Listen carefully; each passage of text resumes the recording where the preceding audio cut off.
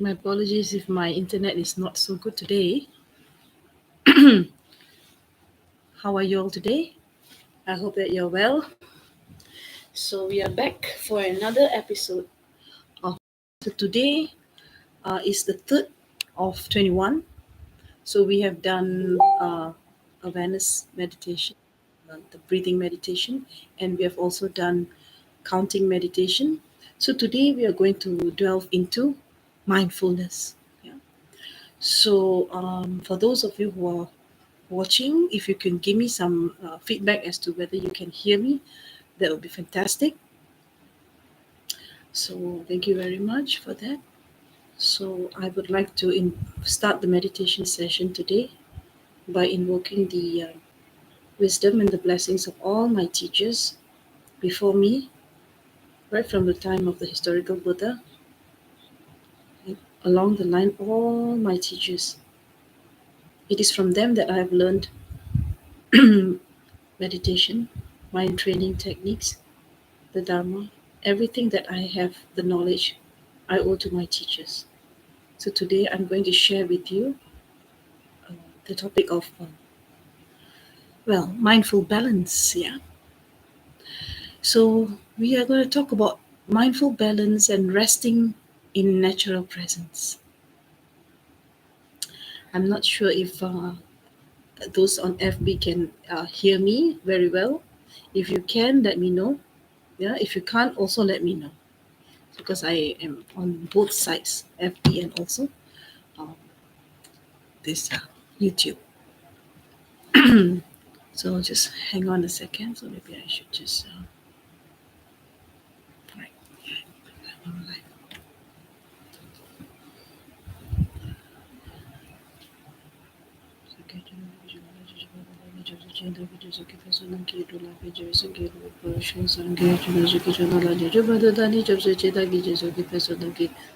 Dola pejer sange ro par sho sange chuda suki chola jojo bedu dani chop suji taki jeso ki peso namki. Dola pejer sange ro par sho semje namki sapana lo ye jero jeta waje junto mandi pa ye chuki koto koto. So we talk about balance, mindful balance. We all have heard about mindfulness. We know mindfulness, we talk about mindfulness all the time. But what does it actually really mean? Have we ever like found ourselves like telling ourselves that hey, um, we must be more mindful, must be more mindful. So every time, especially practitioners, meditators, yeah, and those who are practitioners of uh, Buddha Dharma, this word mindfulness comes foremost in our practice. Sometimes, apart from the Buddha, Dhamma, and Sangha, I think the mindfulness comes like number four, because we always talk about mindfulness. Hey, you're not mindful, lah. Hey, somebody else is not mindful, but I'm very mindful. So actually, basically, mindfulness is not about the third party. Mindfulness is about us, yeah, about what is going on in our own minds. So it's very important for us to understand that mindfulness is not a mind full of stuff. Yeah. For those of us who, sometimes actually you might think that I'm joking, but actually I'm not. Sometimes mindfulness can be misconstrued as, having a mind that is full of stuff. And, no, you don't think so? You don't think so? Why? Yeah, actually, the mind is already full. So, what else is there to be mindful? I put this question back to you. What is mindfulness? So, who can tell me what is mindfulness? No? No one? Okay. So, everybody is in holiday mood now. I can see that Chinese New Year is around the corner. So, the meditators are becoming less energetic. So, that's fine. That's fine. So, how can I explain mindfulness in a way that doesn't sound cliche? Let me try. I hope that I will be able to do you some justice. Now, when you sit down for your sessions, and then you sit on your meditation cushion, you start breathing in, you start breathing out, in and out. Where is your mind at that time? Where is your mind? So, if those of you who want to type inside the chat, you can do so, yeah? And for those of you who want to tell me directly, it's also okay. So, there was when I was not to say a very long time ago, maybe more than 10 years ago, my dear teacher, Ayah Rinpoche, Ayah Rinpoche once asked me something about my mind, which actually was actually quite baffling. There was a time I used to study Powa under Chichi Ayah Rinpoche. Rinpoche just passed into Nirvana, I think Parinirvana a month ago on December 4th, 2024. So during the time when Rinpoche was teaching in Bodh Gaya, the 10-day Pova course, we used to learn the basics of Pova. Pova comes under uh, the six yogas of Naropa. So it's actually a Kaju training. And Chuja Ayar Rinpoche was a Drikung Pova master. So, sorry, Drikung Kaju master. He used to teach Drikung Pova and also Nima Pova. And at the end of the 10 days of Pova, Rinpoche used to ask, sometimes according to Rinpoche's time and, Rinpoche's wisdom and what Rinpoche can see in his students, that he will organize a 2-day same tree class. Same tree is like a introduction to the true nature of mind class. And then all of us are so excited because it's very high teaching, yeah, Mahamudra, Dzogchen. So all of us want to, fill our baskets up with all this big stuff. We don't want to do Monro preliminary practices. We don't want to do this baby steps. So we like to climb up to the mountain very fast and learn the highest teachings in the shortest period of time. So I was one of them. So what I did was I signed up for this interview. So if you want to attend Same Tree is introduction to the true nature of mind. You have to be interviewed by Rinpoche. So Rinpoche called me into his uh, chambers. So then he asked me to sit down and then he had a casual conversation with me. And I was actually quite scared because if you fail the interview, you don't get to go for the teaching. And then comes the question, what is mine? how to answer what is mine? And now I ask you, what is mine? Not that I'm any Rinpoche or anything like that. Is it easy to answer what is mine? Especially in front of a very revered teacher. Rinpoche asked me, what is mine? And then, when did you last see your true nature of mind? Or have you ever seen your true nature of mind before? I don't even know what the true nature of mind is. I don't even know what mind is. Don't talk about true nature of mind. So it was actually quite difficult to answer the question. So Rinpoche asked, basically, he was just trying to, he, so I answered like this. I, I, I answered that the mind is where your your focus is. So whenever that you are focusing on your breath, so that's where the mind is. So whenever you are focusing on somewhere else, that's where the mind is. Everybody say, yeah, but that's where the mind is. So what is mind? So it's a topic for another day. Yeah. So there are many ways of understanding mind, the gross mind, the subtle mind. Um, so actually, from that time onwards, I started trying to understand my mind better. Just that one question was so powerful. What is mind? So if we don't even know what is mind, so how can we practice meditation? That is the point. So I somehow explained, uh, that whenever I look at the sunset or when I look at the sunrise, you know, I I feel that I'm coming home.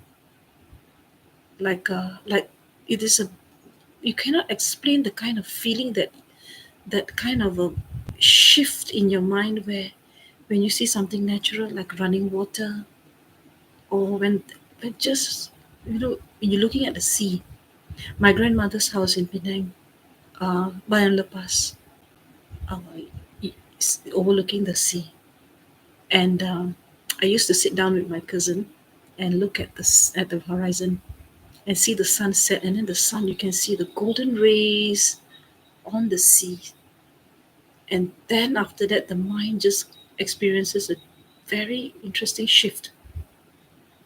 The shift of mind um, is something which I explained to Rinpoche, that it's very peaceful, tranquil.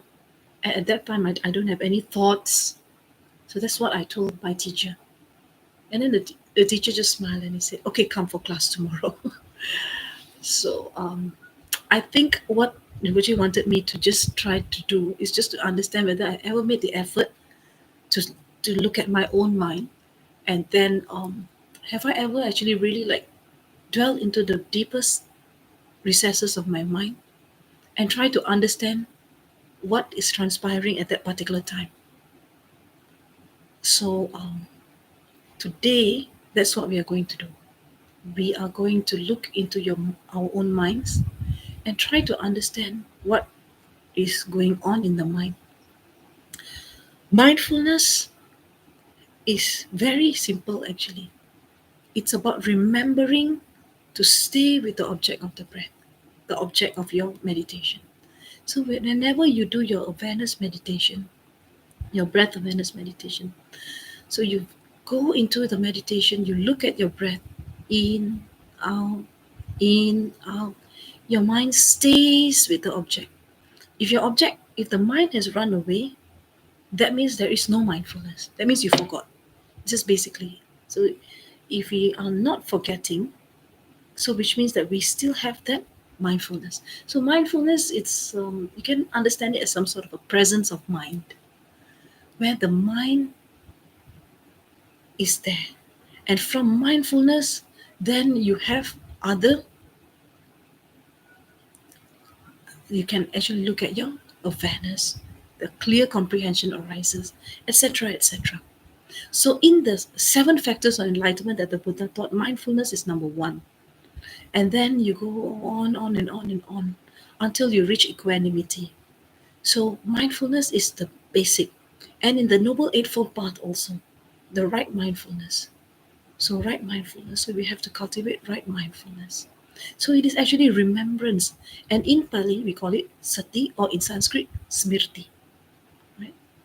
So, what is sati? Sati is the quality of remembering. Once we remember something, then we will we will stick to it. We won't actually. So, say for example, some of us like to lose our keys.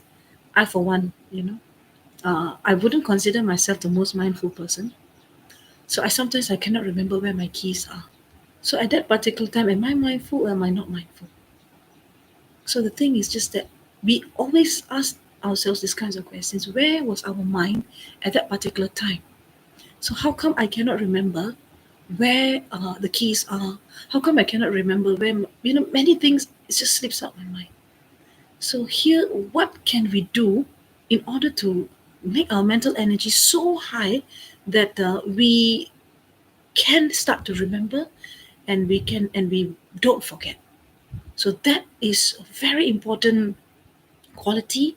That is the foremost quality that is needed for meditation. So why didn't I teach you this on the first day and on the second day? Because the third session, mindfulness, is something which you need to already start to think about. At the beginning, you're struggling with the technique. Now I want you to look at your mind. So in the beginning, you don't know what to do. You know, so much of sleep. You're so sleepy, so tired, so restless, and all.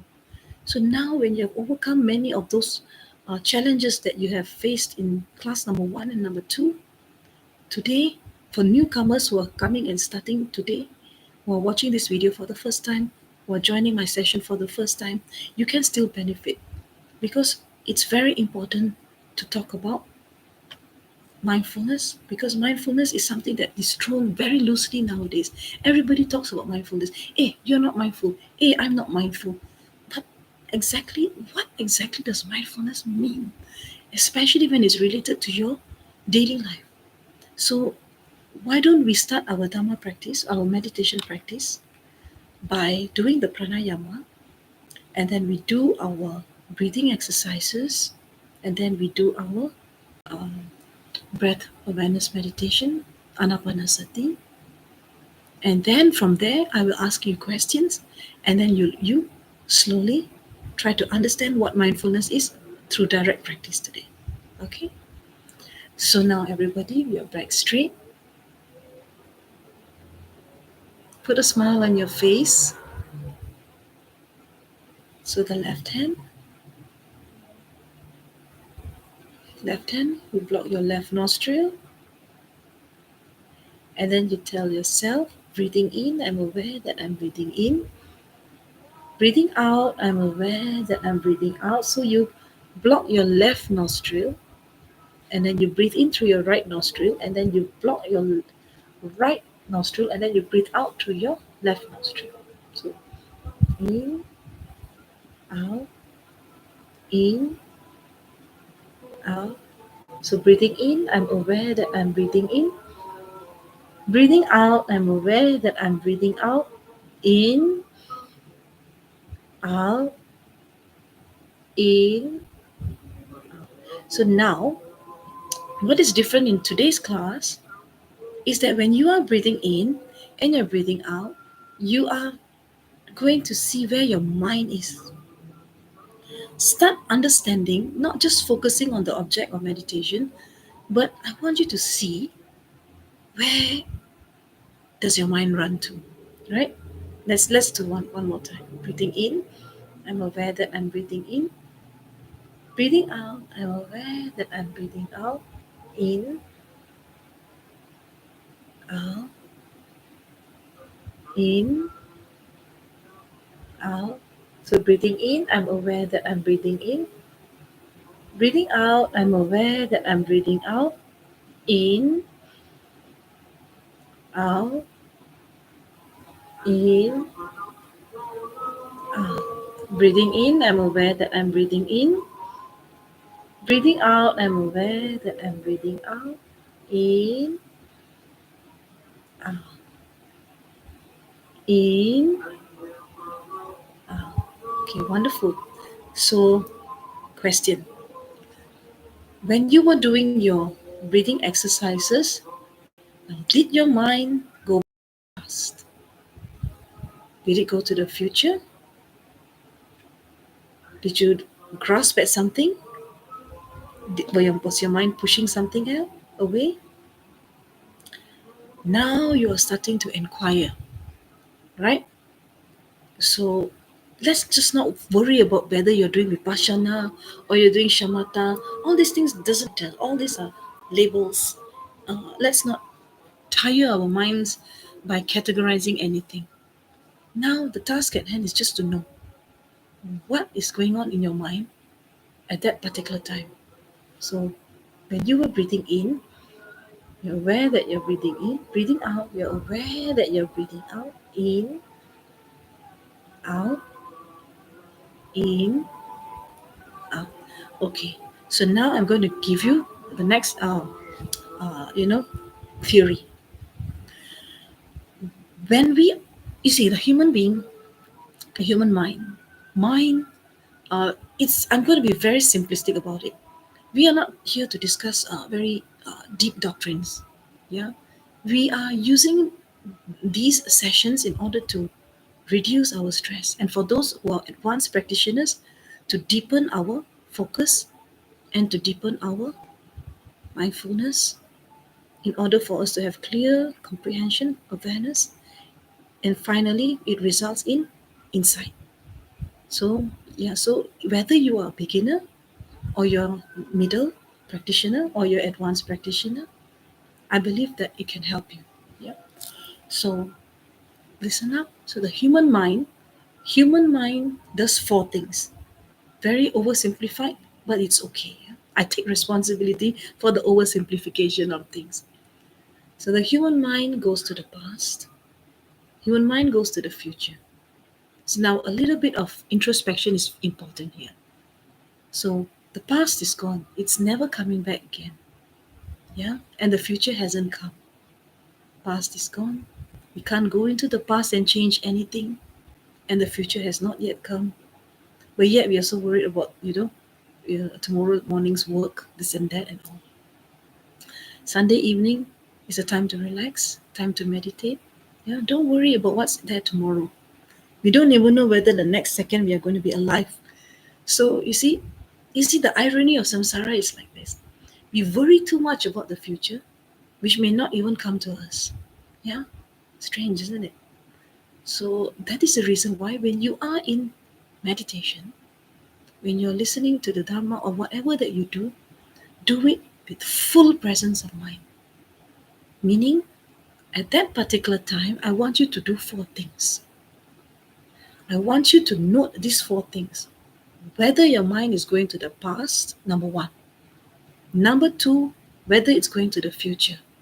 Number three, whether it is grasping at something that you like. Number four, whether it's you're pushing things that you don't like. So let's do again. One more time. So we can do two in one lah. Breathing exercises, pranayama. At the same time, we are also introspecting whether our mind is going to the past, future, like and dislike. Okay? So a little bit of mental energy now. Put in some virya energy inside. So a little bit of effort is very important. So let's start. Breathing in, I'm aware that I'm breathing in. Breathing out, I'm aware that I'm breathing out. In, out, in, out. Breathing in, I'm aware that I'm breathing in. Breathing out, I'm aware that I'm breathing out. In,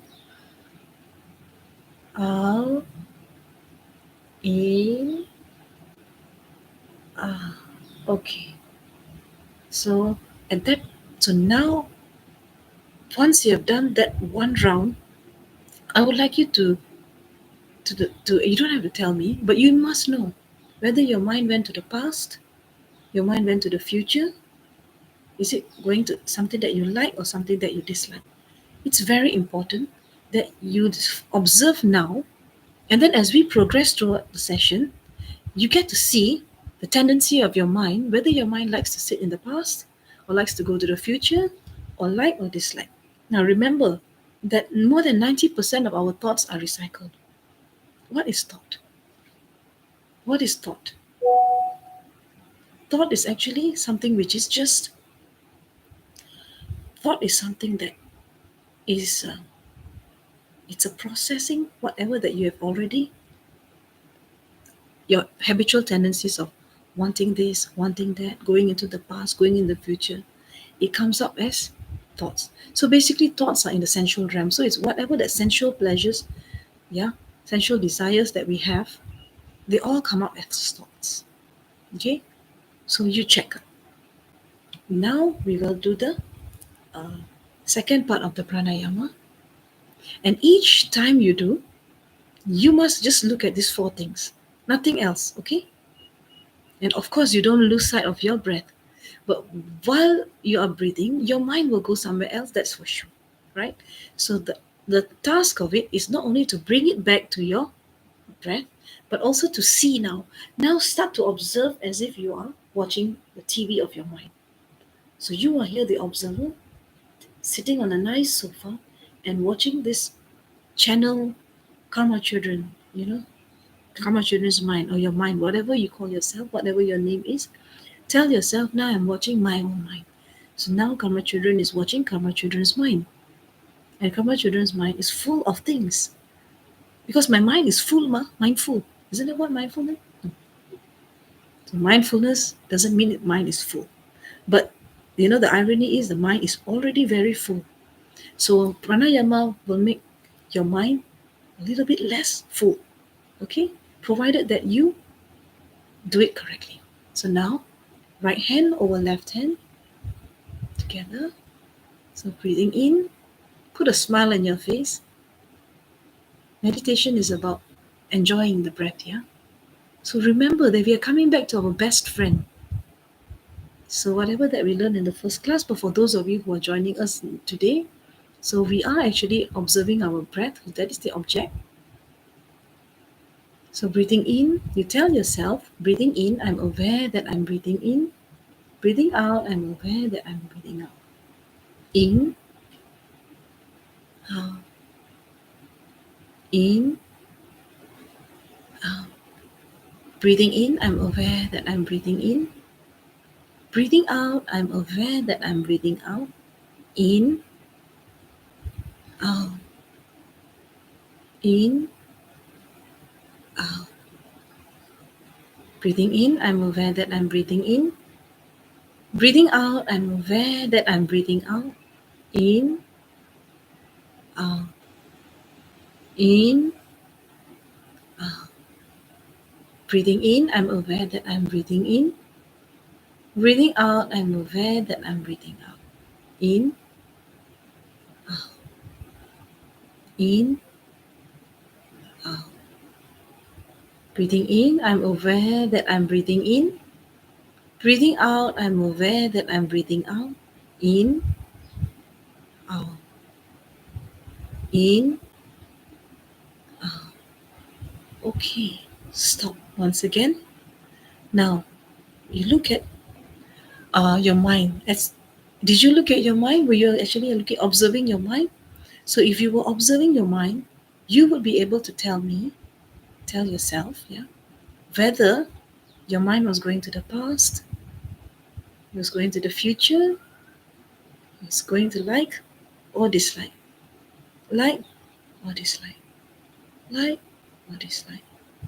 Okay, so by now you can start to see the tendencies. Okay, so we do now the breath of fire. So breathe in very deeply. Okay, so now the another exercise related to the mindfulness is that when you are breathing in, right, you must be, you must actually note, yeah, you take note of whether you're aware, yeah, you remember to note whether you're you're breathing in the air and filling up your stomach and your lungs. Can you actually feel the breath, the air going into your body?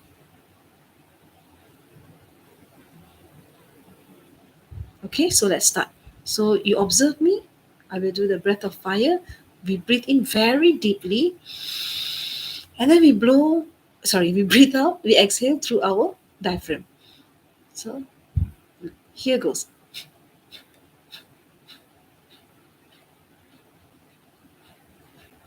Okay, once again.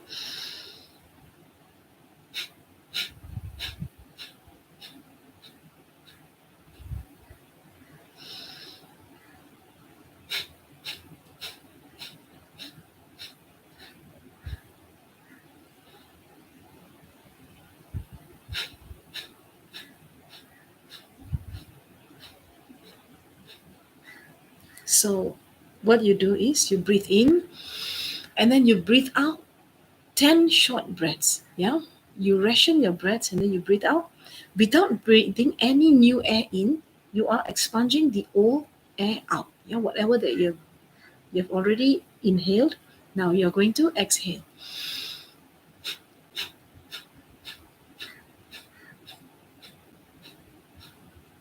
So it doesn't matter whether your pace is fast or so. Just make sure that you're following your natural breath. Yeah, don't force your breath. Just stay with your natural breath.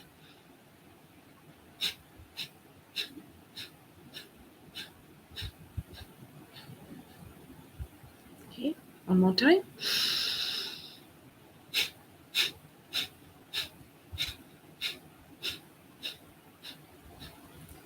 Okay. So now I would like you to note. Okay, we will do the pranayama all over again. So what I want you to note, the air going into your body, the diaphragm when you are actually breathing in and breathing out, you're exhaling. How does it feel? Whether you feel tired, whether you feel refreshed, whether it's painful, don't breathe from here. Don't exhale, sorry, from your chest. Exhale from your diaphragm and expunge the um, stale air from your body. But while you're doing this, you must note every single thing that's happening in your mind and every single thing that's happening in your body. Any feeling, any sensation, you must note. Okay? So we will do the pranayama and the breath of fire once again. Okay? And this time, you must not only note the past, present, like or dislike. I'm not asking you to note that. I'm asking you to note if it arises in your mind. Not to conjure up a past or to conjure up a future. Right? So this will come naturally to you. But if you're able to stick to your breath, then your mindfulness is powerful, right? But if you're not able to, stay with your breath, then your job is to just note and see where you went.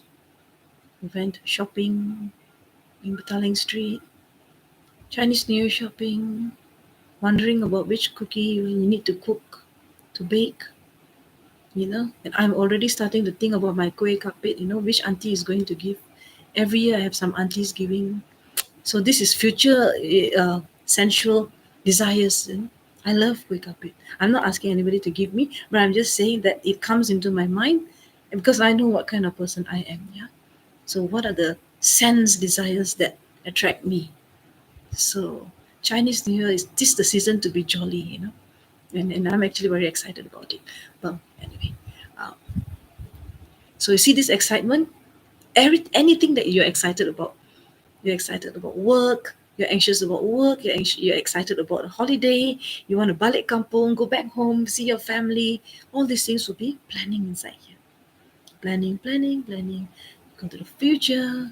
Go back to the past. You like. So now my kueh kapit. I love lettuce. I want to grab because it's so tasty. Yeah. And this is like, can anybody not like it? Yeah. It's so I'm grabbing it. And then some other things I don't quite like, so I just push it away. Yeah, uh, I have to mark my students' work. Ayo, push lah push. So these are the kinds of things you see the conflict in your mind. So now here the training in mindfulness is for you to start understanding how your mind works and to see the conflicts that arise in your mind. And your mind is a entertainer. So if you are, it's like who needs entertainment on TV when you can get it all in your mind? I mean, this doesn't make any sense. So no need to go and watch anything on. I mean, all the cinemas and TGV all will start running after me, and Netflix and all.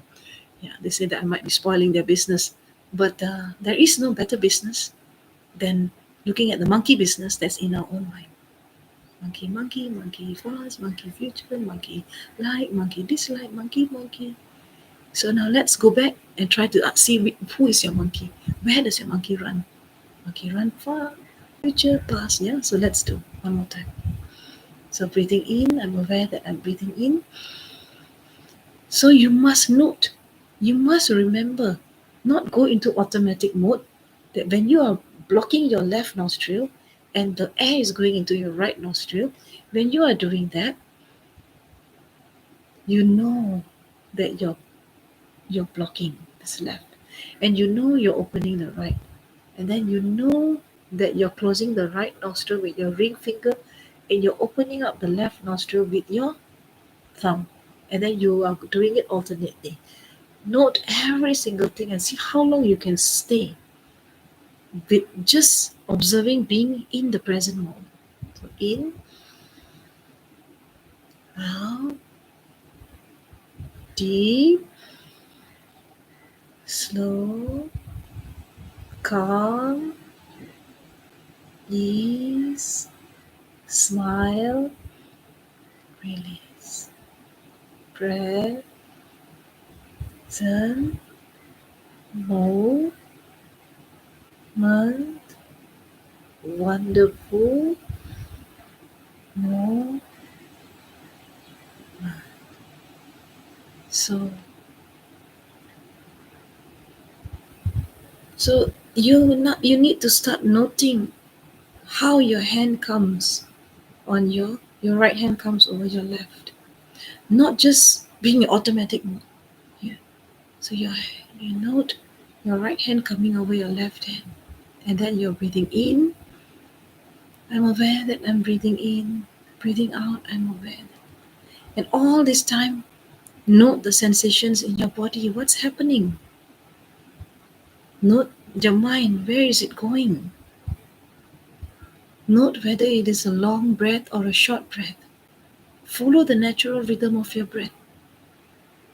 Natural, don't force, don't control, don't stop it. Yeah, don't interfere, don't follow, just note. Your job is to note your breath like a guard, security guard that is sitting and watching people going in and out of a bank. So you're watching your breath going in and out, in and out, in and out. But this time, you must take note of where your mind tends to run to. So, breathing in, I'm aware that I'm breathing in. Breathing out, I'm aware that I'm breathing out. In, out, in, out. Breathing in, I'm aware that I'm breathing in. Breathing out, I'm aware that I'm breathing out. In, out, in, out. Okay. So now you would have noted whether your mind is actually going in the four directions, any of the four: past, future, like, and dislike. And on top of that, you would have been able to note whether your breath is a long breath or a short breath, you know, whether you are starting to feel calm or you're feeling irritated. You can start to, you start to know, yeah. So the first thing before you develop an awareness is that you remember to note, you remember to watch your breath, you remember the instructions that I'm giving you, and this very faculty of remembering is called mindfulness, right? So breathe in, I'm aware that I'm breathing in. Breathing out, I'm aware that I'm breathing out.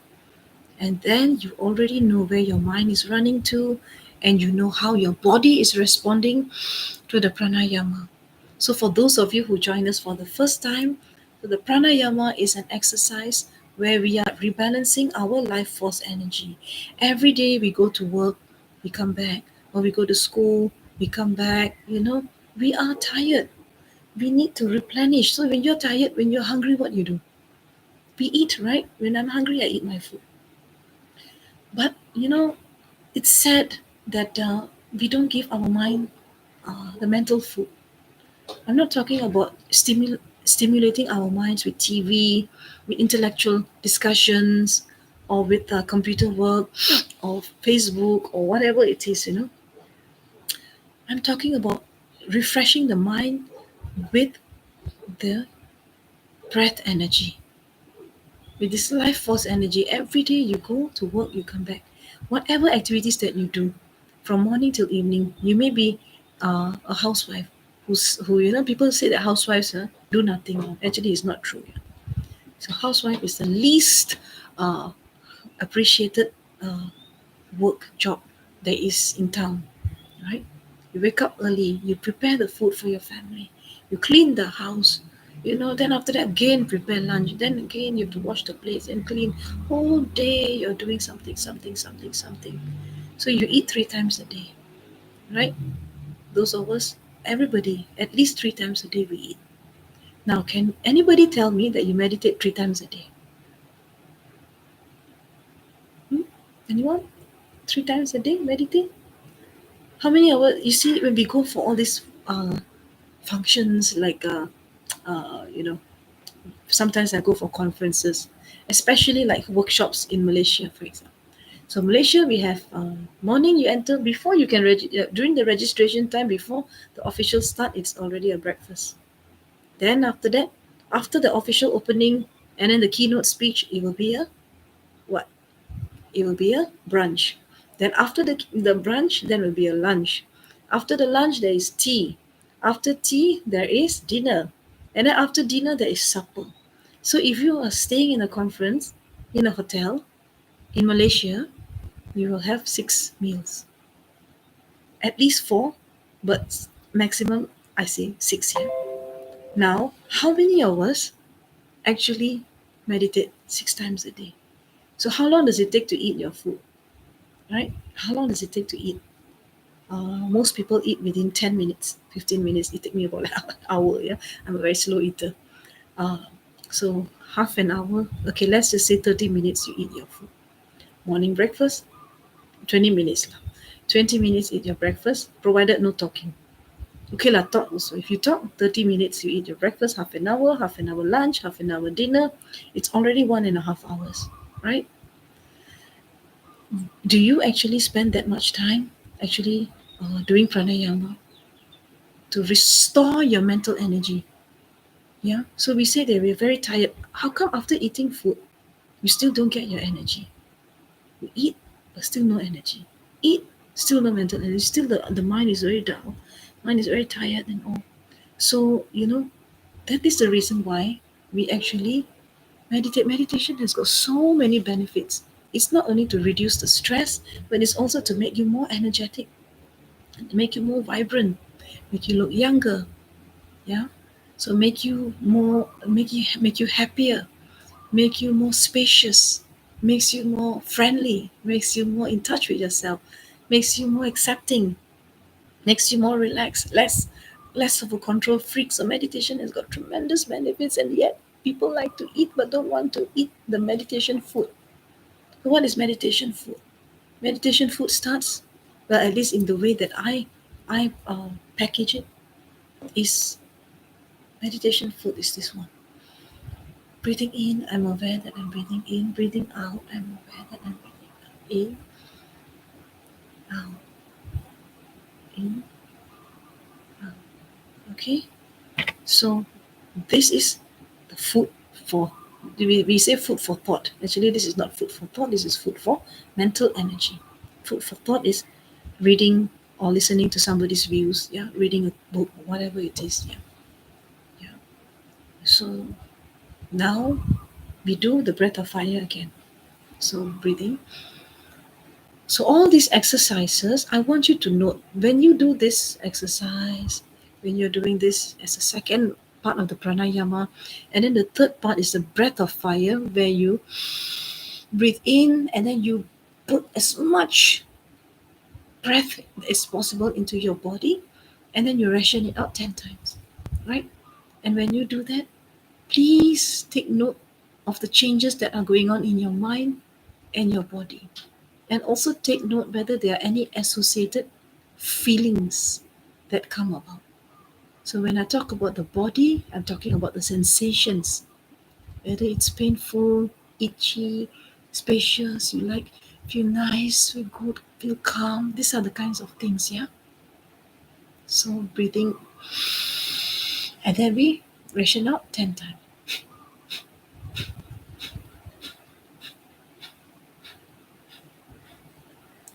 Even the counting, you remember. Don't overcount and undercount. When I say 10 times, means 10 times. So breathe in.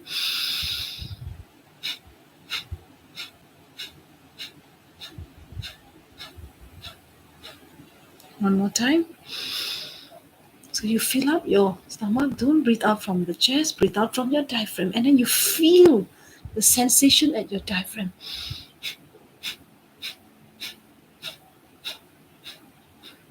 Okay. So I can tell you what I feel. If you okay, I feel, I feel that lighter. I feel like before coming into the meditation session, I was cleaning my house. Yeah, it's a Sunday spring cleaning. Clean the house, wash the toilet. You know, nobody's going to wash it for me. Yeah? I have to do it myself. But it's good. Yeah, it's good for my body. I sweat a lot. So then after that, you got to prepare for the class.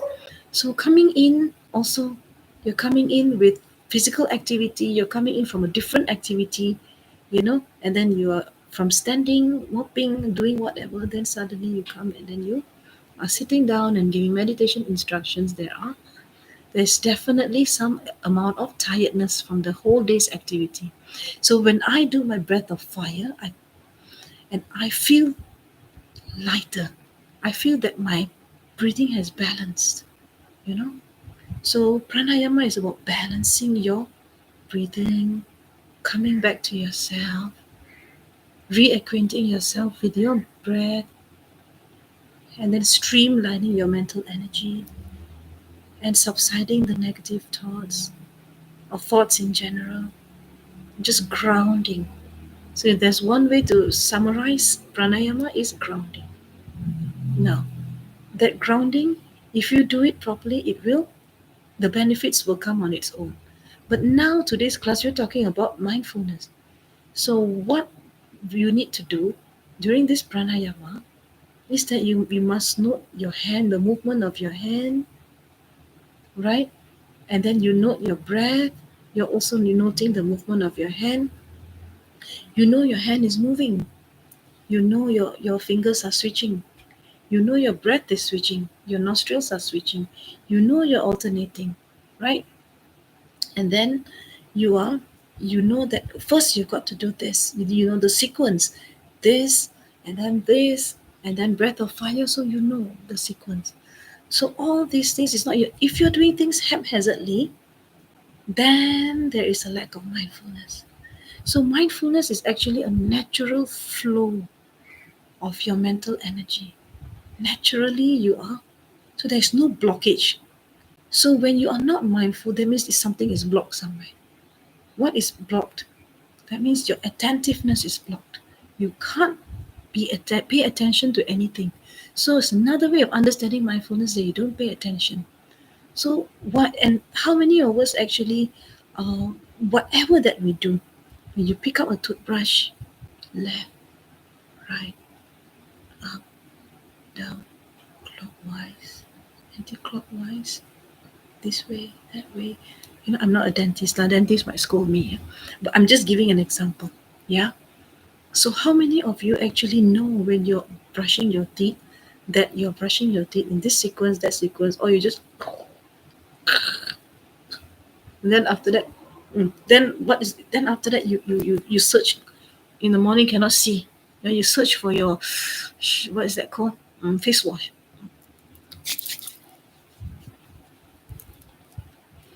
That also very fast. It's like as if like there's a fire breathing dragon breathing down your neck all the time. So we all do like this. So from the morning we wake up, now let me give you an example of a person who typically is not mindful. Okay, then you will understand what mindfulness is. Okay, so a typical person wakes up in the morning,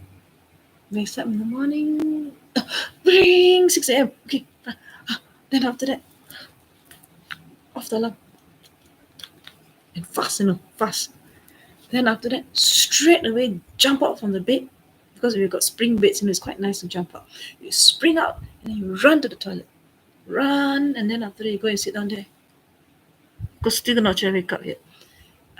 So you so after that, the person did not know, that the person actually ran, like you're supposed to have that in order not to have a stroke. Yeah, so you actually supposed to follow the 3-minute rule, isn't it? Yeah, especially for those who are a bit older. First, you've got to sit down, to bit wait. Yeah, don't straight away come out. So you have to wait, sit down on your bed. Then after that, put your leg on the floor. Right. Then after 3 minutes, you walk. So many of us actually collapse in the toilet. Yeah, become unconscious because what we did was we ran straight from the bed to the washroom. Yeah, and then after that we collapse. So even to save our own lives, Mindfulness is very, very important. But we don't. We are always in automatic mode, automatic. So what we do is straight away when the bladder is full, run. So run. After that, okay, since already there, it might as well I brush my teeth, brush, I wash my face and everything. And how many of us actually noted, that what is the color of my teeth? Yeah. And then how many of us note the movement of our hands? How many of us noted that we actually are opening the toothpaste? Yeah. And then taking our brush, picking up our brush, and then taking the toothpaste, putting it on our brush, and then opening the tap, right? And then when you are also in the middle of your business, how many of you know, that whether it is at the beginning, midstream, or already downstream, finish the stream?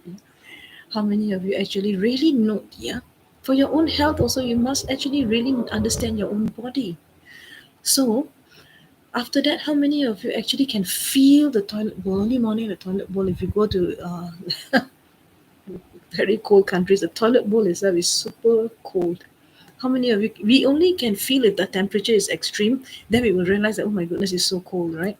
But other than that, every morning, do you actually feel the the the texture of the toilet bowl, the how cold it is, and then after that you flush. You can see your hand going, and then you're flushing it.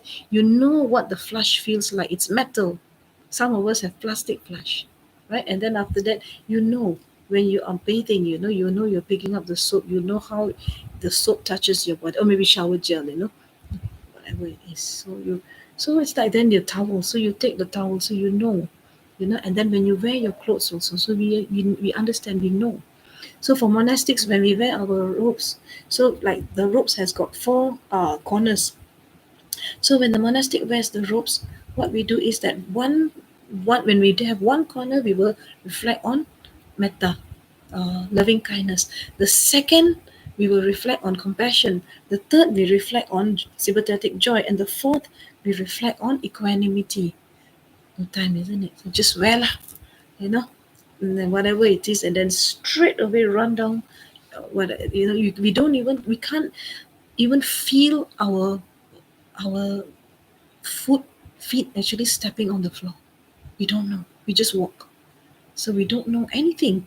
When we sleep also, we don't know our body is on the bed. And then we go down to makan for our breakfast. Right? It takes so long to make our breakfast. Or maybe we just go to the shop and eat. Right? Whatever it is. Yeah. While you're waiting, you can always do your pranayama. But no, we prefer to look at our phone. So okay, so when we go there, then we eat. So what we do is that, do we eat like, I know that, the texture. I know it is hot. If you're eating a noodle soup, for example, you take your chopstick. You know that you're picking up your chopstick. You know you're arranging your chopstick in this way. You know you're actually picking it up and then eating it and putting on your tongue. You know how it tastes like. You know how your mind is reacting. You know if the taste is super nice curry meat today, made it just right, then you will be grasping at it. If the curry meat is something not nice, maybe very old klapa or something like that, not nice. The santan, if it's then or maybe too rich. Maybe it doesn't have enough ingredients. So how many of us actually really truly feel that we're alive? Really, really savor the dish. Most of us are talking. Most of us are enjoying our lives, thinking that that we're talking to our friends and all. That is enjoying life. What if I propose to you that enjoying life actually really means that whatever that you do, you really know how it feels, what is the touch, how the body reacts to it, so you know your toothbrush texture when it touches your face. You know the noodle texture when it touches your tongue. You know its temperature. You know its taste. You know, so you know how the chopstick actually feels on your hand. And at that particular time, what is the use? What is the benefit of the chopstick? You know, and then you also know that you are actually going for first round, second, third, fourth, and slowly, the noodle finishes, and then your breakfast is done. How many of us can actually eat like that? And then also, how many of us actually, before eating, we actually say a prayer to be grateful for the food that we have. And for practitioners, we usually offer to the Buddha, Dharma, and Sangha, the triple gem, we offer the food to all the Buddhas and Bodhisattvas of the three times and 10 directions we offer. And then after that, what happens is that we are at that particular time we are grounding our mind and establishing our mindfulness so that when we eat, we are not going to eat in fast forward mode. So the moment when we offer, the logic is not only to be grateful and to offer on behalf of all sentient beings, to all our teachers and all gratitude, and also to the, we offer whatever prayer that you have, you offer. And then once you do the offering, so you actually like pause, you pause to think that, hey, actually I'm going to eat. How many of us do that? How many of us dash straight away into the food, and then suddenly as an afterthought, oh, I forgot to pray. Or maybe the concept itself doesn't come. So it's not about praying, it's about the prayer is actually a forerunner for you to stop and be ready to be mindful when you're eating.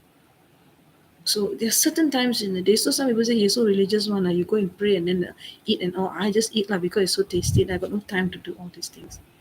Well, for people who do not have the time to even enjoy and really feel the food on their tongue and enjoy the temperature, enjoy everything, they are not the ones who are actually enjoying the food. Meditators are the ones who really enjoy their food. Why? Because we know, well, we enjoy, but at the same time, we are not attached to the food. So this enjoyment is a different kind of enjoyment. It's not the sensual pleasure kind of enjoyment. So the enjoyment that I'm talking about here are two things: the mindless one and the mindful one.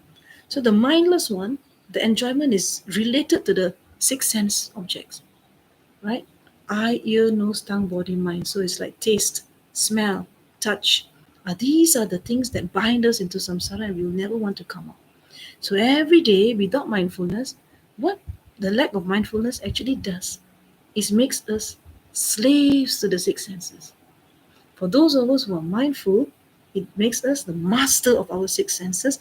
Plus, on top of that, we enjoy triple the bliss. Yeah, maybe infinite also. If you know how to do it correctly, the bliss of eating in the present moment, breathing in the present moment, everything that you do in the present moment. The enjoyment, the so-called enjoyment, which is not based on the six senses, that kind of enjoyment is indescribable, immeasurable. But what is the use if you cannot have any taste in all? It's not true. For those of us who eat with mindfulness, we actually can taste it, but we are not attached to the taste. We know everything. It's not that we are like the food is tasteless and we don't know. It's just that we have something better than the taste. We have the bliss of being with the food. We have the bliss of being in the present moment. That the food taste is secondary. It doesn't matter to us anymore whether it's tasty or not tasty. Do you get what I mean? So that's why, in this world, if you really want to live, yeah, we always think that, that's why we get fed up very fast. Yeah. So today I eat nasi lemak. Tomorrow I want to eat kway teow. So you give a meditator porridge every day, and the meditator will not ask you for kway teow or nasi lemak the third, fourth day. The meditator knows how to enjoy the porridge without getting fed up. But we don't know. Today we eat this, the next afternoon, if I ask you to eat nasi lemak 3 times in a day, can you eat? Cannot eat, right? Why can't you eat?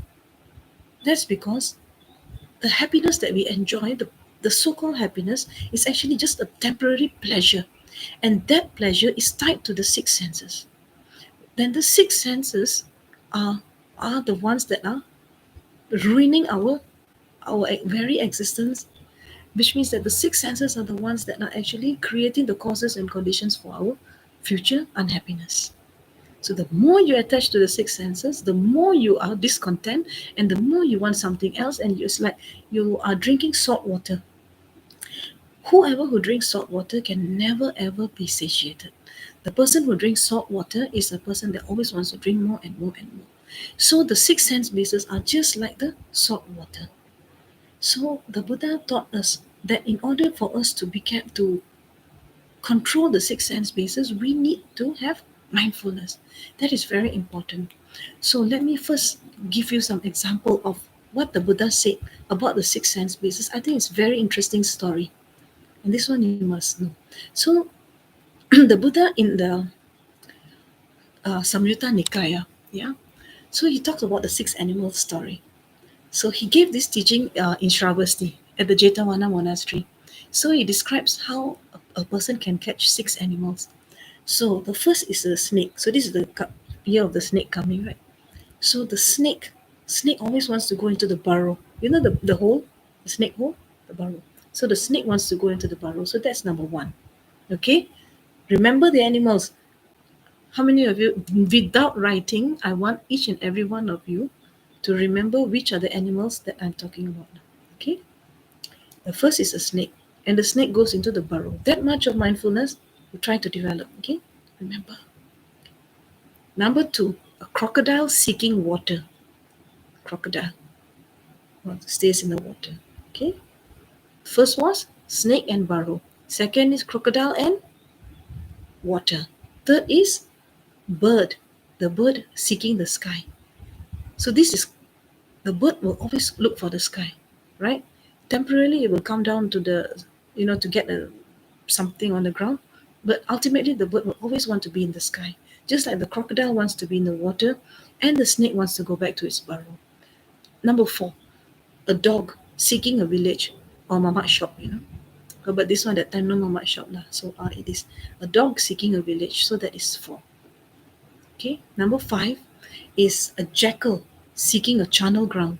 What's a charnel ground? A charnel ground is a place where the bodies are discarded, and it's like a cremation ground. But charnel ground is more freaky, in the sense that sometimes the bodies are just abandoned there for the vultures to eat. Yeah, and that's why the jackal goes there, because it will. So whichever bodies that are there, when people die, they just put the body there and then let the vultures and jackal or whoever it is come and eat. So the jackal will go to the charnel ground to eat. And the monkey, the last one, monkey seeking the forest. So the monkey will not want to stay outside of the forest, obviously, right? So it's very dangerous. Yeah, so seeks the forest. So now these are the six animals. So who can get the six animals correct? Yeah. So the first was snake seeking a burrow. Second, what? The crocodile seeking the water. Third, the bird seeking the sky. Fourth, the dog seeking a village. Fifth, the jackal seeking the charnel ground. And the sixth is the monkey seeking the forest. So these six are actually the animals that the Buddha said that if tied together with a strong rope, each animal will pull towards its preferred habitat. you know so because there's a natural tendency of the animal wants to go there. So the bird will go to the sky, the crocodile will go to the water, so they all want to go. So how are we going to tame if we have these six animals with us? So what can we do? How can we actually keep them? So we take those six animals, we tie them up, and then prevent them from how to prevent them from running. So we have to tie them up, so the stronger ones will drag the weaker ones along. But if they are all tied to a strong post, they will eventually tire and sit down and sit quietly by the post, right? So what do the six animals mean? So actually it has a meaning. So the six animals represents the six sense spaces. So the eye, ear, body, nose, mind, yeah. And then the rope represents craving. The pulling represents the attraction to sense objects. So that strong post represents the mindfulness of your body. Yeah. So sitting quietly, the animals eventually they sit quietly represents a calm mind. So this story is very important. This is one of the basic stories which actually help us to develop mindfulness, to understand how our minds work. So our minds are all running to the six directions. So the six animals actually represent our six sense bases, all running in different directions. And every single sense wants to go to what it likes most. So the nose won't go to the sound, isn't it? The nose will go to the smell. So that is its nature. So the nose will want to go to the smell. So everything you want. So it's like we are so primordial that we want to grab everything that we smell. It's like if we let ourselves be without any kind of instructions, we will be all over the place. Yeah. So the most important thing is for us to remember that if we are running after the sixth sense basis, we can never be in the present moment, and it is impossible to meditate. So a meditator would first and foremost develop mindfulness related to the sixth sense basis. Okay, so now where was I? Yeah. So anyway, doesn't matter. So the important thing is just that when we are eating, whatever you're doing, whether you're sitting, sleeping, doing your job, eating, we have to develop mindfulness. But the problem is that we don't know what mindfulness is. Or even if we know also, we cannot stay with mindfulness 24/7.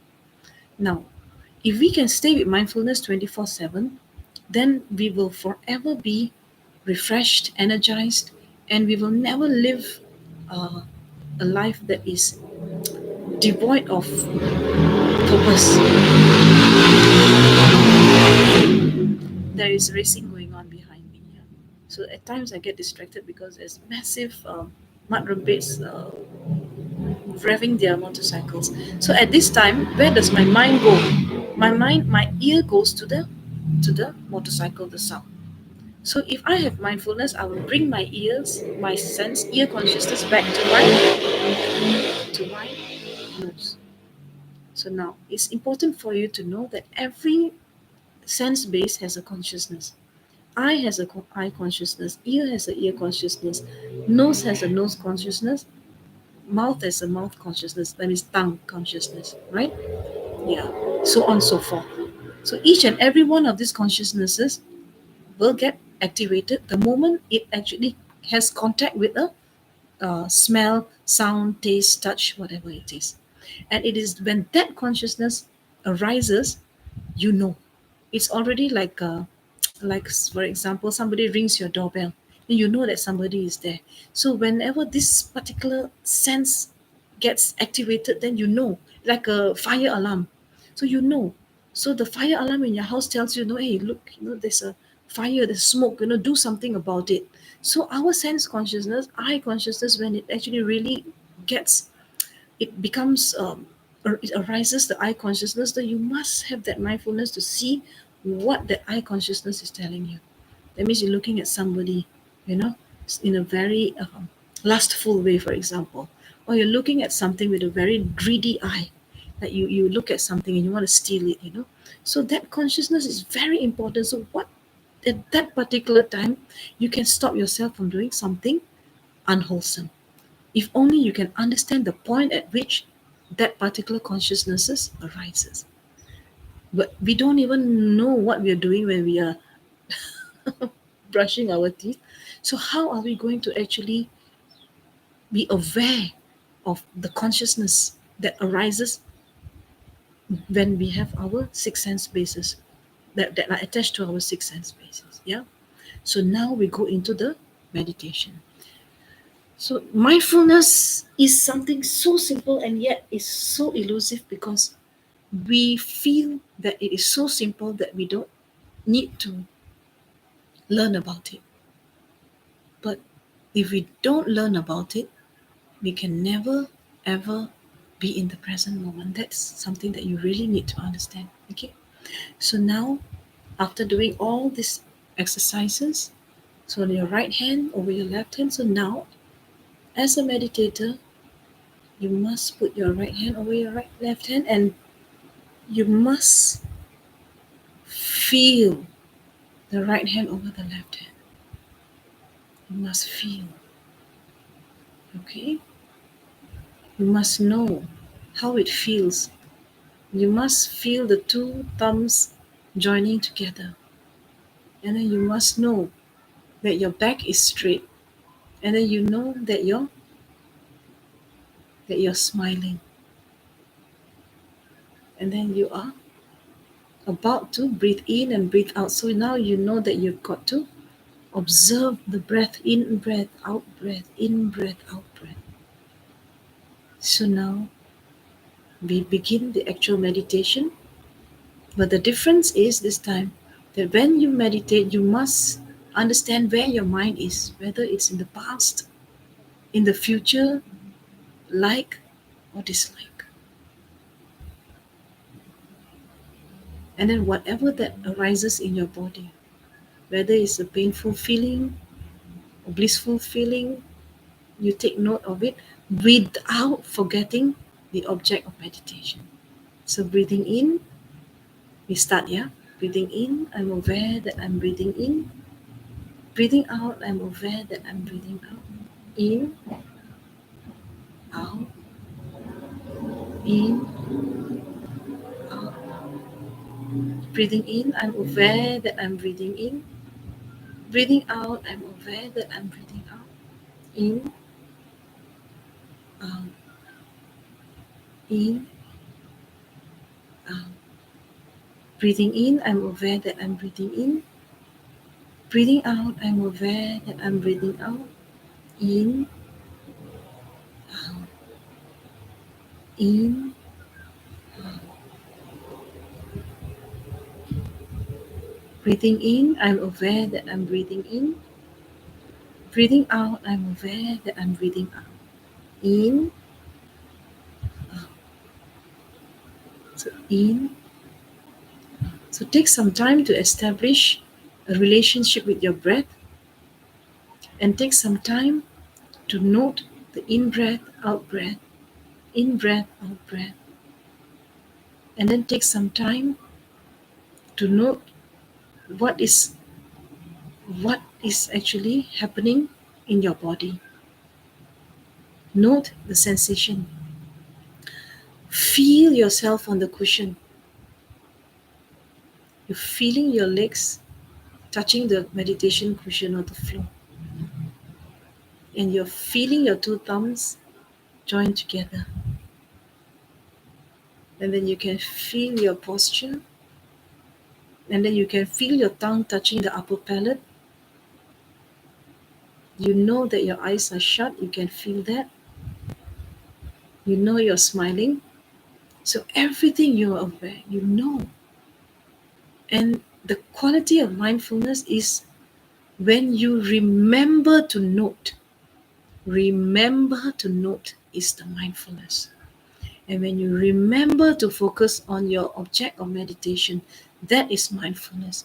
When you remember that you are supposed to see something, whether it's the past or the future, but not to say supposed to see, where your mind goes, whether your mind goes to the past, goes to the future, at that particular time you remember to note, apart from noting your meditation object.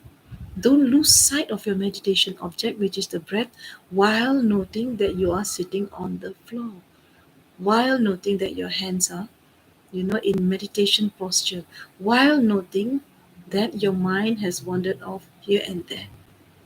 So please take 5 minutes in quiet meditation to just familiarize yourself with the object of meditation.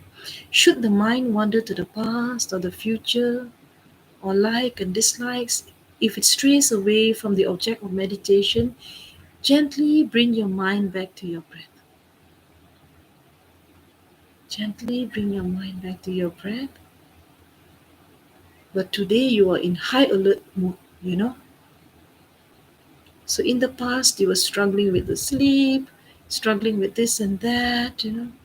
But when you are activating this button of mindfulness, it's like switching on a light in a room. And that mindfulness is like a torch that is shining onto your breath and is shining onto the light, onto your mind. So your mind is like a screen. In the cinema, your screen is there. But if there's no light shining, can you see the screen? You won't be able to see the screen. Because in the same way, the meditator has a screen. And that screen is always playing something. But you don't have that mindfulness, which is that light that is projecting on the screen. So when that mindfulness is there, right, then you can clearly see. So the next thing, a byproduct of mindfulness is clear comprehension. You get to see sampanyana, you clear comprehension. So sati, mindfulness, then you get to see clear comprehension. Sampanyana means that you are starting to see things that are arising in you, whether it is in your mind or it's in your body. You start to see. So now try to understand mindfulness as a torchlight. You shine on your mind, and then you are shining on your body while focusing on your breathing in, breathing out, breathing in, breathing out. Can you do that 5 minutes? Okay. So without any interruption from me, you will do that for 5 minutes.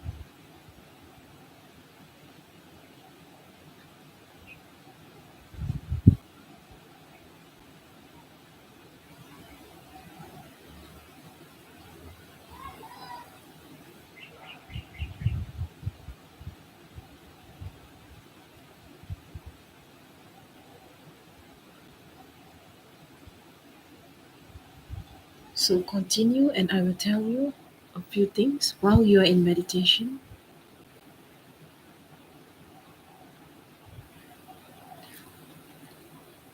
So there are 8 aspects to know about your breath. So you know when the breath begins, and then you know when the breath ends. So this is the aspect of understanding the breath. So when you inhale, you know when it starts. When you exhale, you know when it stops. You know when it's one. In and out is one. You know. Right? Continue meditating. So you know the middle.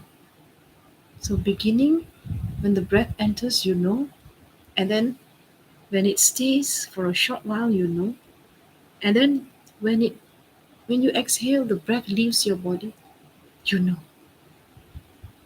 Yeah. So you know the beginning, you know the middle, and you know the end. Then you also try to see whether your breath is gross, meaning like heavy, or subtle, meaning light, soft. So whether it's a heavy breath or a subtle breath, gross breath, subtle breath, right? Okay, now if you see whether your breath is a gross breath or a subtle breath, then this try to link your breath at that time. If it is a gross breath, look at your mind with the torch of your mindfulness and see what is the relationship between your gross breath and your mind. Don't change your breath, don't follow, don't control, don't try to disturb the breath in any way. It's a natural breath, right? So you know whether it is a subtle breath, you know whether it is a gross breath. And when you know it's a subtle or a gross breath, then suddenly you see the connection. You try to make a connection with the mind. When your breath is gross, that means some sort of like a heaviness, and that is associated with what? You understand. For me, I understand when my breath is gross, heavy, and I can feel it tiredness from my diaphragm. I can feel it, yeah, at my navel. I feel the tiredness there. So learn how to be aware. Yeah, shine the torch of mindfulness. Know when you start breathing, and know when you're in the middle, and know when it is at the end. That one breathing cycle, you know whether it is gross or subtle, and its corresponding impact on your mind and body. So if your breath is gross, what is causing the gross breath? You think. If you don't think, you know. You can feel. If my breath is heavy, I can feel the tiredness of mopping all day. For example, washing the toilet. I can feel the tiredness coming from my stomach, for example. Yeah? Or you can feel if your breath is subtle, you feel that your pranayama, maybe you can feel your body and mind coherent. The breath is subtle, light, and you feel your mind is getting light, and you feel the body is getting lighter. Gross breath, you feel and see whether your body is heavy, tired, sleepy, lethargic. You know, yeah. And then you now you try to see the complete breath. In, that means beginning, middle, end. And then you look at it as one complete whole. That's also another training in mindfulness, right? And then when you are looking at the quality of your breath, you must clearly know how is it related to your mind, how is it related to your body. And at that time, clear comprehension, sampadhyana. Sampadhyana will come up, and it is a knowledge arising from direct experience. Okay, and at a certain point in time, the past you will forget, as in like the past won't arise anymore. You will be right in the middle. The past is gone, the future has not yet come, like and dislike, all this will fizzle away and you will rest in the middle. You will rest your mind right in the center, free from past, free from future, free from like and free from dislike, and you will stay there grounded. And when you ground yourself in the center of your of your body, everybody has got a center. And when we talk about mindful balance, I'm talking about coming and resting in that center. There's nothing to do, nowhere to go. You rest in your center. At that point in time, you have equanimity. No past, no future, no like, no dislike. Even if you want to, you will not run after your six senses. You just don't feel like it anymore because you have found your center, you've found your balance. Only when we are imbalanced, we want to try to cover up that void. When we have a void, we cover up that void by trying to go after the six sense spaces, the six sense objects, with our six sense spaces, conjuring up each six sense consciousness, disturbing our minds, being completely unaware of it, not mindful at all. But now you're mindful. You know you're breathing in. You know you're breathing out. You know the beginning. You know the middle. You know the end. You know whether it is a gross breath. You know whether it is a subtle breath. You know whether it's a complete breath. You know.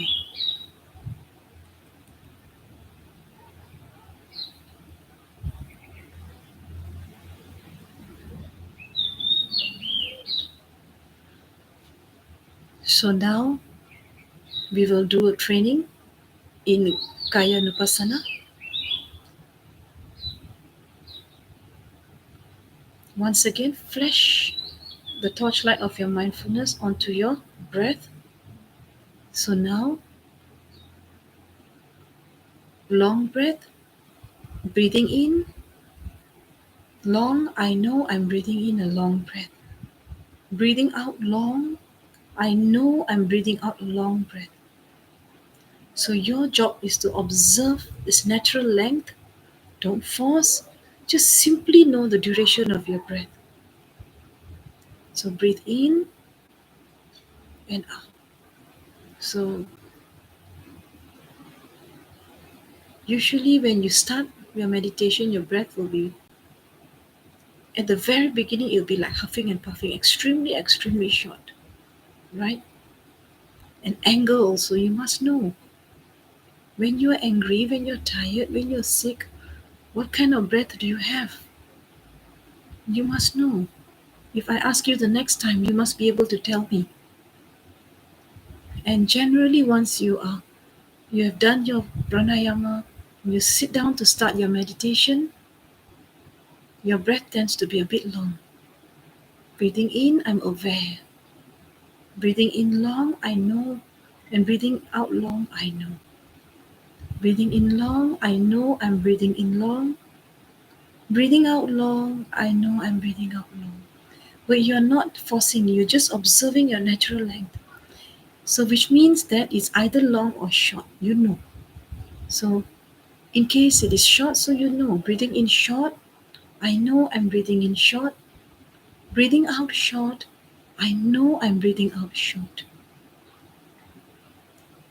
So you will observe your natural length without forcing. You just know your breath's duration, right? And if you can see the distinction between the long breath and the short breath, you are starting to develop mindfulness in your meditation. First thing is you're aware of your object, breathing in and breathing out. That's number one. That's the greatest mindfulness.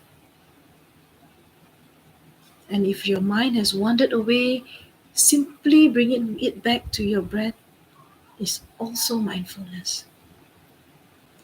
And now, another aspect of mindfulness is when you know it's the beginning, the middle, and that is mindfulness. You know it's a gross or subtle breath, that's mindfulness. If you know it is a complete breath, it's mindfulness. You know I'm breathing in long. You know I'm breathing out long, so you must observe the duration of your breath, long or short, whichever. And long or short is very relative, isn't it? So if you don't know what is long, how will you know what is short? So long, short. So breathing in, I'm observing long. So you can only know what is long if you have ever seen a short. You will only know what is short if you have ever noticed a long, isn't it? So now you just notice whatever it is, and then subsequently, if you notice whether the breath becomes longer or becomes shorter, right? So breathing in, I'm aware it's a long breath. Breathing out, I'm aware that it's a long breath. In, out, in, out. And then in the event it's a short breath, so breathing in, I'm aware it's a short breath. Breathing out, I'm aware that it's a short breath. In, out, in, out. Okay. So no judgment. So don't judge whether it's long or short. You just know.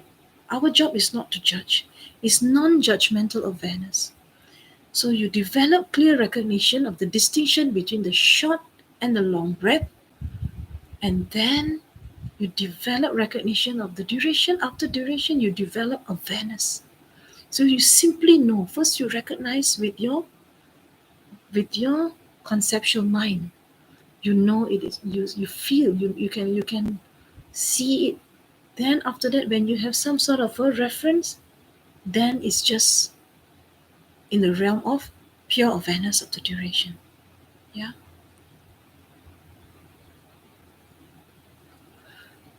So now, as you're breathing in and breathing out, so you breathe in, you say, I'm experiencing the whole body. So, whatever instructions I gave you just now, it's coming back in a more structured form. So, breathing in, I experience the whole body. Breathing out, I experience the whole body. So, what it means is that wherever you feel that you're sitting down on the chair or you're on the floor, on the meditation cushion, you just know. So, breathing in, I'm experiencing the whole body. Breathing out, I'm experiencing the whole body. So, you can feel whether your hands are resting on your laps, whether your hands are in Dhyana Mudra, you know. So, your awareness of the entire breath process also. In, out, the complete breath cycle, beginning, middle, end, the entire breath process, and how your body responds to it. Yeah, so you tell yourself again, breathing in, I experience the whole body. Breathing out, I experience the whole body. Meaning that you can experience, you feel that the breath is at the diaphragm, you feel that is experiencing, right? Or you feel that, your chest is getting lighter, that is experiencing, so you know. Okay? So breathing in, I calm, I experience the whole body. Breathing out, I experience the whole body. So we're not going to calm it, we're just going to experience it. Today is not the day I'll tell you to calm it, but we can tell. We can direct our mind to calm our bodies. But today is mindfulness, it's not anapanasati yet. Okay? So once again, breathing in long, I know I'm breathing in long. Breathing out a long breath, I know I'm breathing out a long breath. Breathing in, I'm aware that I'm breathing a short breath. Breathing out, I'm aware that I'm breathing out a short breath. So from the initial instructions, breathing in, I'm aware that I'm breathing in. Breathing out, I'm aware that I'm breathing out. That one we have. That one is kindergarten.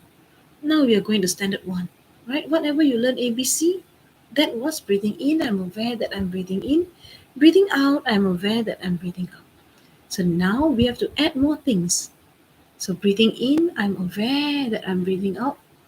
Long breathing in a long breath. Breathing out, I'm aware that I'm breathing out a long breath. In, in. So breathing in, I'm aware that I'm breathing in a long breath. Breathing out, I'm aware that I'm breathing out a long breath. In and out. And then same, if it's a short breath, you tell yourself breathing in, I'm aware that I'm breathing in a short breath. Breathing out, I'm aware that it's a short breath. Like that. In, out, in, out. Adding the words serves as a training for mindfulness. If you did not add the words at the beginning of the first class where I told you, breathing in, I'm aware that I'm breathing in, breathing out, that I'm aware that I'm breathing out, you will not be able to develop even that level of mindfulness to observe your breathing in and breathing out. So now you're adapted it. So you can observe breathing in, breathing out. You know, and you stick to it. If your mind has gone to the four directions, past, future, like, dislike, you bring it back to your breath. That part you know, right? And you also know that your mind goes to the past, goes to the future. You know how it feels like when it's grasping at the six senses, like and dislike, you know. And then now we come back to the body, right? You know it's a long breath, you know it's a short breath. You know the breath is starting. You know it's in the middle. You know it's at the end. You know it is gross. You know it is subtle. You know it is one complete full breath. You know. You just know. And the next one, the last one that I taught you just now, we go through it again. Breathing in, I experience the whole body. Breathing out, I experience the whole body. So now you're not only developing mindfulness of your breath, but you're also developing mindfulness of your entire body without forgetting the breath. The trick is, without forgetting the breath, you can actually develop mindfulness of your body. Where you are sitting, the texture, the room, the heat, hungry, all these kinds of things.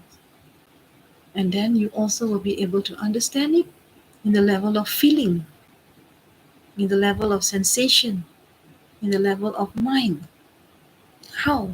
The concept is just you're sitting, the darkness of our minds, our ignorant minds, full of darkness, never woken up.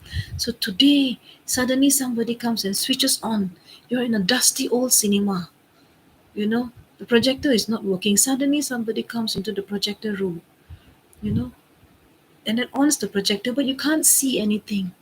It's moving, moving, moving, moving, moving, moving, moving.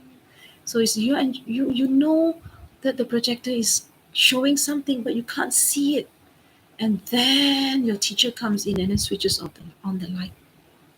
And then from the projector room, it is projecting the light onto the screen. And your teacher tells you the same, project the light of mindfulness onto the screen of your mind and see whether it's going to the past, future. Don't will it to go to the past or future. Don't expect it to go to the past or future. Just note it when it does go. If it doesn't, fine. Don't create any unnecessary past future thoughts or like or dislike. Just know when it starts to go, because it will definitely go 100%. So you can stick at your breath for some time. Then the monkey mind will start to go, and then the six animals will start to arise. What are the six? We forgot, right? Who remembers? What are the six? It's the snake. The snake goes back to the burrow. Then what? It is the crocodile that goes to the water. And then what? And then it's the bird that goes into the sky. And then what? The dog that goes into the village. And then what? What? The jackal that goes to the channel ground to get the dead body, to eat the carcass. And then the last one is the monkey that goes into the forest. So now what is the relationship between these animals? Who can tell me? Yeah? So now as you are observing your boy, your mind, so it's very important for you to know what is it. So who can tell me what those six animals are? Who are the six animals?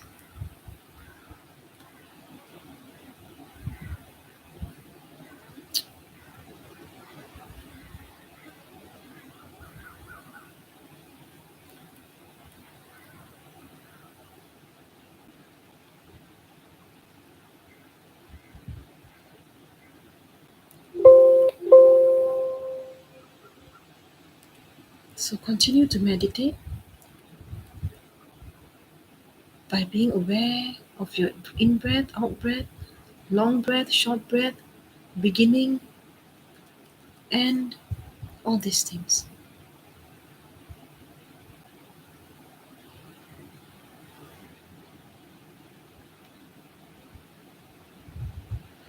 So the animals. So don't let the animals run back to their burrow. So use the rope of mindfulness, tie them so that they get tired. They don't want to go back to the places that they've always gone to. So then when they get tired, then they just sit down quietly and rest. So your job is to tie your six senses with the rope of mindfulness so that the six senses get so tired that they don't want to project outwards anymore. They just want to stay and they become so tired, they become so still, so calm. That's how you subdue your mind.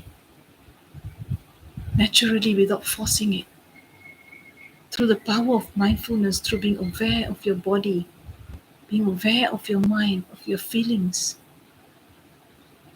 And then, after some time, you will realize that the animals are already sitting and sleeping. They're so quiet. They no longer need to go back to their burrow or to the forest or to the channel ground. No need. Right? So please practice for another couple of minutes.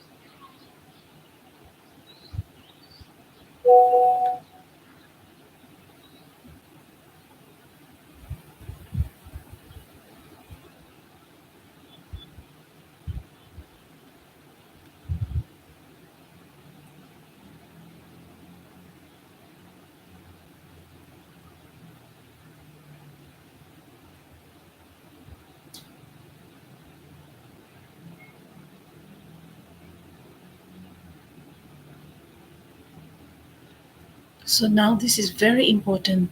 So meditation is not theoretical knowledge. So what you're doing now is you're experiencing mindfulness in action, right? So now when just close your eyes and continue to observe the bodily sensations, in breath, out breath, long breath, short breath, beginning, middle, end, gross breath, subtle breath, and I'll tell you a story. So this story is actually the Buddha's horseman. You know, he was his best friend, Jana. Chana was his Chana was very very loyal to the Buddha. He was his like a charioteer. So when the Buddha renounced, when the Prince Siddhartha renounced, Chana was the one who took back all the uh, Channa actually. So Channa was the one that actually brought him back all the hair and the princely robes and the jewelry back to the palace. So that was what Channa did. And then later on, after the Buddha visited Kapilvastu after his enlightenment, Channa also became a monk. But Channa had a problem. He was too theoretical, and I think most of us are university professors, uh, you know, students, whoever it is who's always theoretizing. Yeah, we are especially prone to being more theoretical. So once Jesuma Tenzin Palmo, she actually told me that you have a lot of knowledge, Nia. So you have to bring from here to here. So you have to bring it from here to here. Ayah Rinpoche, also my teacher. Don't study so much, he said. Bring the teachings into practice. And I took their advice to heart.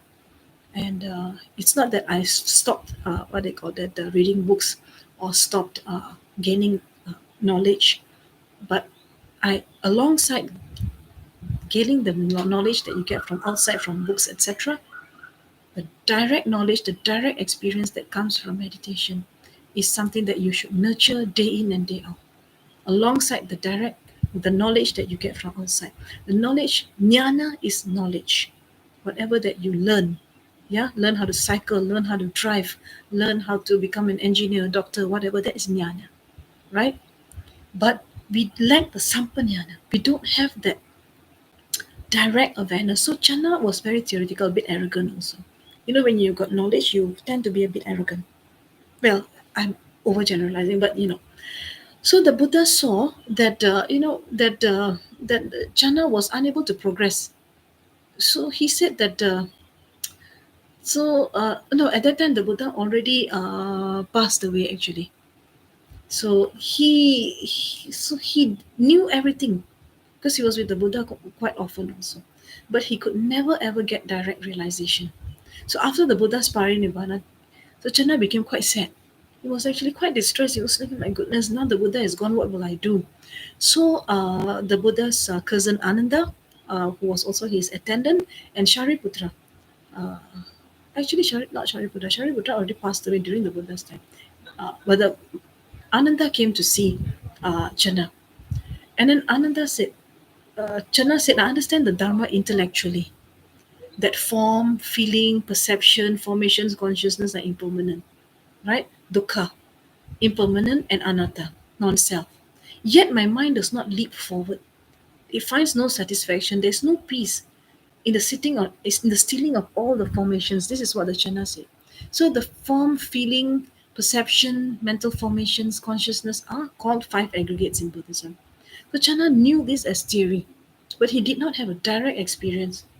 So then Shariputra explained from the Channa Sutta, "Friend Channa, those who see thus, this has come to be direct awareness with right wisdom. So from seeing what has come to be, one is practicing for disenchantment, dispassion, and cessation." So what it means is that Channa, it only had this. It did not translate from this to this. So most of the people that I see, practitioners also, we know everything. We can teach the Dharma in every way. You know, we know this, we know that, we can argue, sit in the coffee shop and talk about the Dharma, but the direct realization is not there because we lack the mindfulness. That is a very important thing. If you don't develop mindfulness, you will never develop clear insight, you will never develop clear comprehension. So how to develop clear comprehension, I quote to you from the Bahia Sutta also, is very important. So the Bahia Sutta, Bahia was a monk, okay? So he was seeking the truth and had knowledge of various practices. So when he met the Buddha, so the Buddha did not give him theoretical knowledge. So the Buddha gave him instructions for direct awareness. So usually the Buddha teaches the Four Noble Truths, the Noble Eightfold Path, etc., etc. These are theoretical knowledge that are meant to be practiced and transformed, translated into direct awareness. So, this is what the Buddha said. In the seen, there will be merely the seen. In the heard, merely the heard. In the sensed, merely the sensed. In the cognized, merely the cognized. Meaning that if you hear, you hear. If you see, you see. If you sense, you sense. If you cognize, you cognize. So, pure awareness is without any conceptual overlay.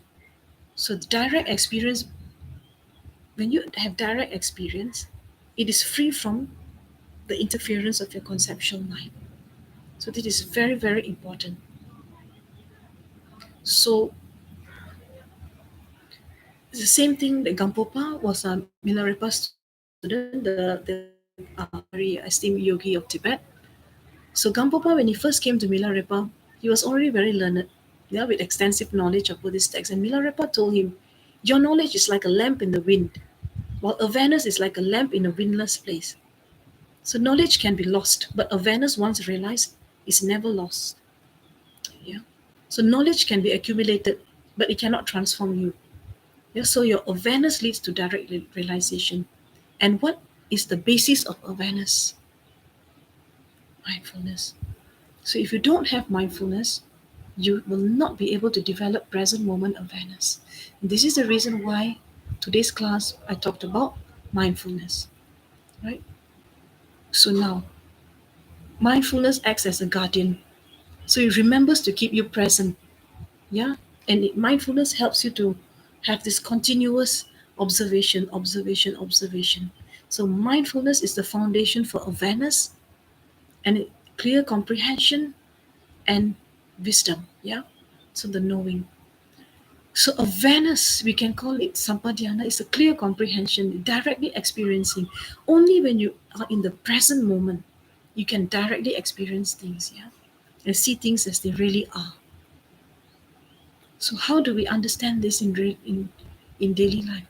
So if you use breathing meditation, for example, so mindfulness is to remember to stay with the breath, or to remember to note whatever that comes. Remember to note whatever that comes. But the awareness is the direct experience of the breath. And then the knowing is the understanding of the nature of the breath. So mindfulness keeps attention in place. So that means your focus, your mindfulness keeps your focus in place. And the awareness can see things that are happening. Can you see the difference? Mindfulness is keeps the attention at its place. Awareness sees things as happening. And then knowing, it does understand. Awareness cannot understand. Awareness can only experience. But the knowing understands the significance. So mindfulness establishes the foundation for everything else that comes. That is why it is the first in the seven bojangas, is the seven factors of enlightenment. And awareness arises from sustained mindfulness.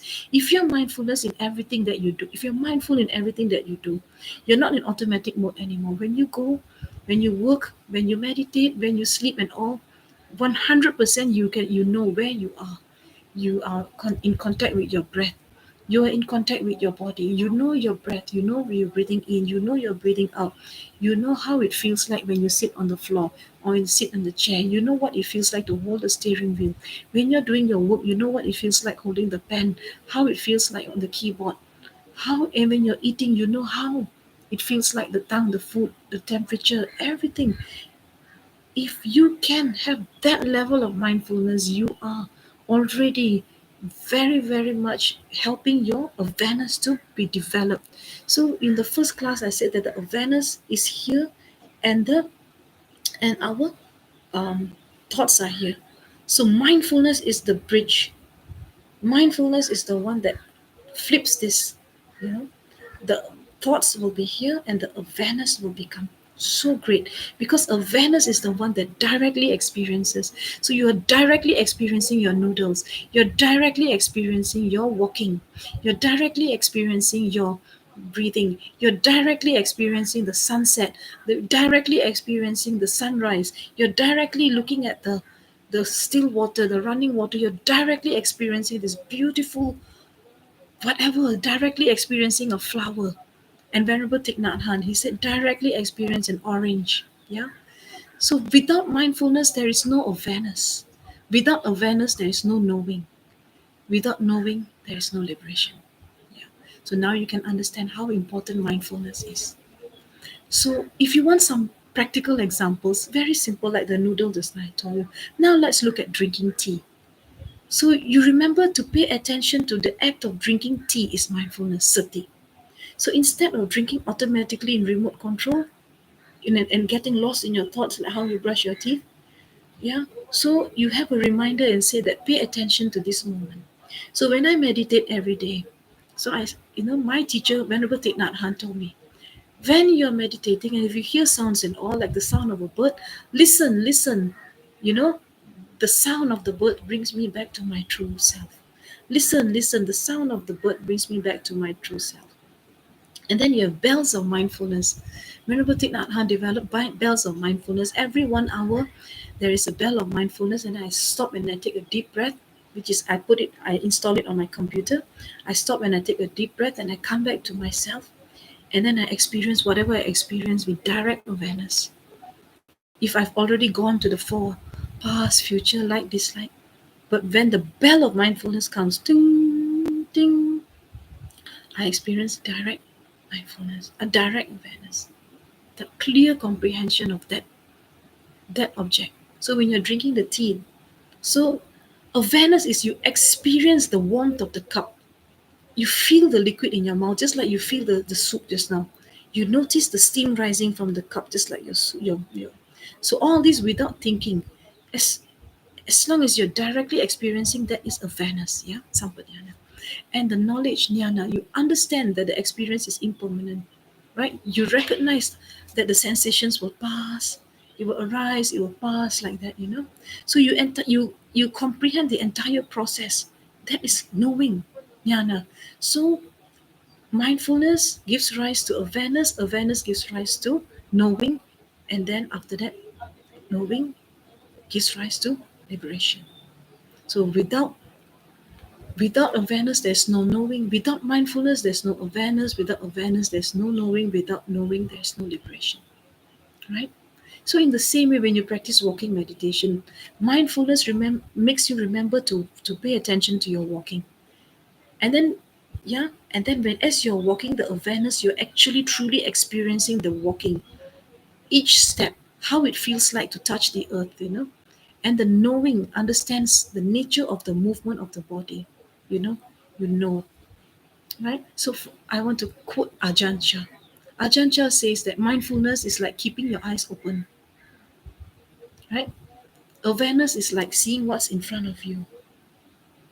Knowing is understanding what you're seeing, right?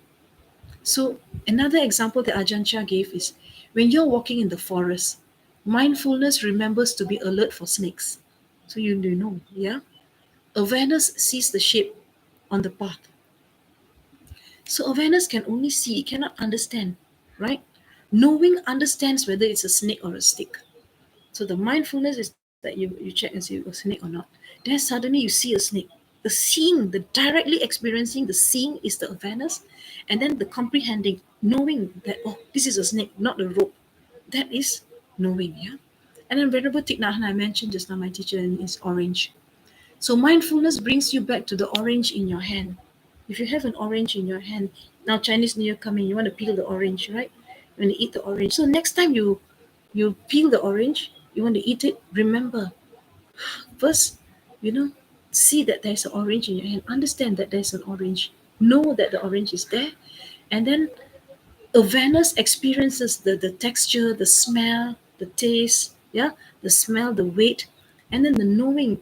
Knowing is one step higher, which is many, many steps higher. Actually, it is you know that the entire universe is there. The sun, rain, the earth, farmers who grew it, everyone, the whole universe is involved in creating that one orange. And that's how you develop insight, wisdom, and then that's how one becomes liberated.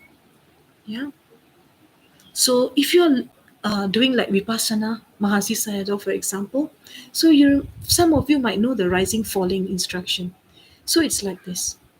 When observing the breath, mindfulness remembers to note the rising and the falling, rising and the falling, right? So now awareness, you know you're experiencing the movement. So awareness is all about experience. And knowing understands the true nature of the body and the breath. So that's Mahasi Sayadaw's. Then everything starts from mindfulness. So there's one Deepa Ma in Nepal. I want to quote her also because it's very important. So she says, when washing the dishes, she says, mindfulness keeps you present with each dish. Awareness experiences the water, yeah, the soap, the temperature, the movement, etc.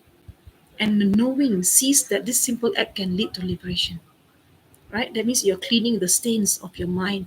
Like the plate is, you're cleaning the plate, then you're cleaning the stains of your mind, the defilements, then you become enlightened, yeah? So Ajahn Sumedho, sound of silence. So Ajahn Sumedho said that when listening, mindfulness notices the subtle background, whatever sounds that are there, humming of the bird. So awareness experience it directly without any labels, and knowing understands it as a gateway to the unconditioned. Unconditioned, that means everything that arises in this world is conditioned phenomena, but nibbana is unconditioned. So if you want to know, so knowing understands mindfulness, awareness, whatever that you are experiencing as a gateway to nibbana.